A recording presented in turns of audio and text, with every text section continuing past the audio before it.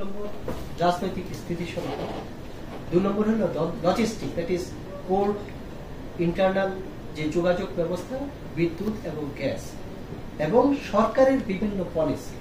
তো আপনারা দেখেছেন কত কয়েক মাস আগে একটা বড় আন্তর্জাতিক একটা সেমিনার হয়ে গেল, ইনভেস্টমেন্ট ফোরাম, এবং সেখানে কিন্তু প্রচুর বৈদেশিক বিনিয়োগকারীর কাছ থেকে আমরা পজিটিভ সাড়া পেয়েছি।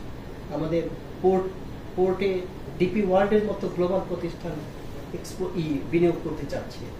স্টারলিং আমাদের দেশে চলে এসেছে, এখন গুগল পে আছে। এগুলোর ইনভেস্টমেন্টের ফল তো একসাথে পাবেন না, কমন মানুষ পাবেন। অতএব ইনভেস্টমেন্টটা এখন একটা পজিটিভ ধারায় আছে। অন্তত বিদেশের কাছ থেকে যে সিগন্যালগুলো আমরা পাচ্ছি যে অনেক গ্লোবাল প্রতিষ্ঠান আমাদের দেশে বিনিয়োগ করতে আগ্রহী, কারণ তারা এই 17 কোটি লোকের, 17.5 কোটি লোকের দেশ, যেখানে একটা কমপক্ষে 5-6 কোটি আছে মিডল ক্লাস।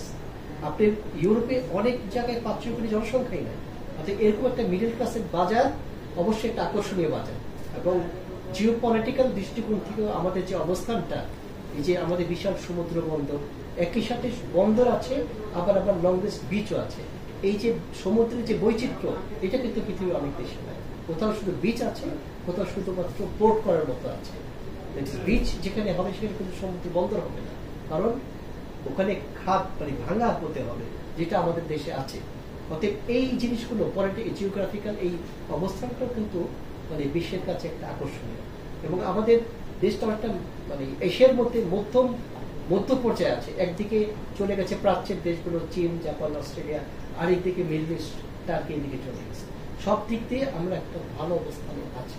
এবং এই সরকারের যিনি বর্তমানে প্রধান, উনি তো একজন গ্লোবাল ব্যক্তি, হ্যাঁ, উনাকেও আমরা ক্যাপিটালাইজ করছি, হ্যাঁ, এবং চাচ্ছি যে উনার ফেস ভ্যালুটাকে ব্র্যান্ডিং করে এই দেশে কিভাবে বিনিয়োগ বাড়ানো যায়। আমি স্টারলিংকের উদাহরণস্বরূপ বলি, সাধারণ মানুষের কাছে মনে হবে যে স্টারলিংকের যে ব্যয় হবে তাতে সাধারণ মানুষের পক্ষে তার সুবিধা নেওয়া সম্ভব হবে না, কিন্তু যারা বড় বড় প্রতিষ্ঠান তাদের জন্য খুব সাশ্রয়ী হবে।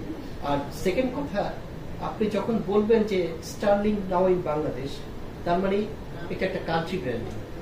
অনেক স্টারলিংকের সমগোত্রী অনেক প্রতিষ্ঠান এখন ভাববে যে যেহেতু স্টারলিং বাংলাদেশে গিয়েছে, অর্থাৎ আমাদেরও সুযোগ আছে সেখানে বিনিয়োগ করার। অর্থাৎ বিনিয়োগের একটা ভালো পরিবেশ আছে।